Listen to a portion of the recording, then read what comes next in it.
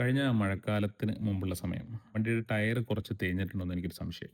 Risk എടുക്കണ്ടാന്ന് കരുതി ടൗണിലെ 2 പ്രധാനപ്പെട്ട ടയർ കടകളിൽ ഒന്നിൽ ഞാൻ പോയി. അവിടുത്തെ പയ്യനോട് ഞാൻ പറഞ്ഞു, "ഇതിന്റെ ടയർ ഒന്ന് നോക്കോ, ഇത് കുറച്ചുകൂടിയൊക്കെ പോവോ അതോ മാറാനായിട്ടുണ്ടോ എന്നൊന്ന് നോക്കിയിട്ട് പറയാൻ" പറഞ്ഞു. പയ്യൻ വണ്ടിയുടെ ചുറ്റും ഒന്ന് നടന്നിട്ട് പറഞ്ഞു, "സാറേ അതിന്റെ 2 ടയറെങ്കിലും മാറണം" എന്ന് പറഞ്ഞു. ഞാൻ വണ്ടിയുടെ തൊട്ടടുത്ത് തന്നെയാ നിക്കുന്നത്. സാധാരണഗതിയിൽ ഈ ടെക്നിക്കൽ ആയിട്ടുള്ള കാര്യങ്ങളൊക്കെ ചെയ്യുന്ന സമയത്ത് അവർ സ്പെസിഫിക് ആയിട്ട് പറയും.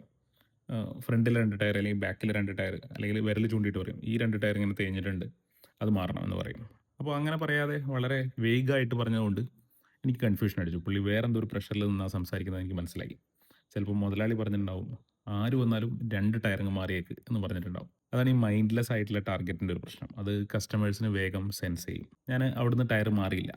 ഞാൻ മറ്റേ ടയർ കടയിൽ പോയി. അപ്പോൾ അവിടെ ചെന്നപ്പോൾ അവർ പറഞ്ഞു, "ഇത് കുഴപ്പമൊന്നുമില്ല. ഇതൊരു 1000 കിലോമീറ്റർ വരെയൊക്കെ പോവും. അപ്പോഴത്തേക്കും വന്നാൽ മതി" എന്ന് പറഞ്ഞു. അങ്ങനെ ഞാൻ അവിടുന്നാണ് ടയർ മാറിയത്. കുറച്ച് നാൾ കഴിഞ്ഞിട്ട് അവിടുന്ന് 4 ടയർ മാറി. അപ്പോൾ ഇതിലെ ഗുണപാഠം എന്താണെന്ന് വെച്ച് കഴിഞ്ഞാൽ ഏറ്റവും നല്ല സെയിൽസ് ടാർഗറ്റ് എന്ന് പറയുന്നത് എത്ര കസ്റ്റമേഴ്സിനെ ഹെൽപ്പ് ചെയ്യാം എന്നുള്ളതാണ്.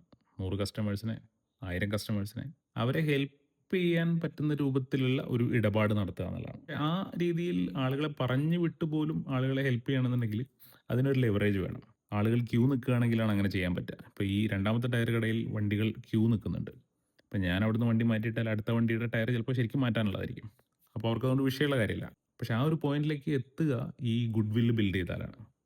അപ്പോൾ ഗുഡ് വില്ലാണോ അതോ നമ്പർ ഓഫ് കസ്റ്റമേഴ്സ് ആണോ ആദ്യം ഉണ്ടാവുക എന്ന് ചോദിച്ചു കഴിഞ്ഞാൽ സ്ഥാപനത്തിന്റെ കൺട്രോളിലുള്ള കാര്യം ശരിക്കും ഗുഡ് വില്ല് ബിൽഡ് ചെയ്യുക എന്നുള്ളതാണ്. നമ്പർ ഓഫ് കസ്റ്റമേഴ്സ് തീരുമാനിച്ചാലേ വരുള്ളൂ.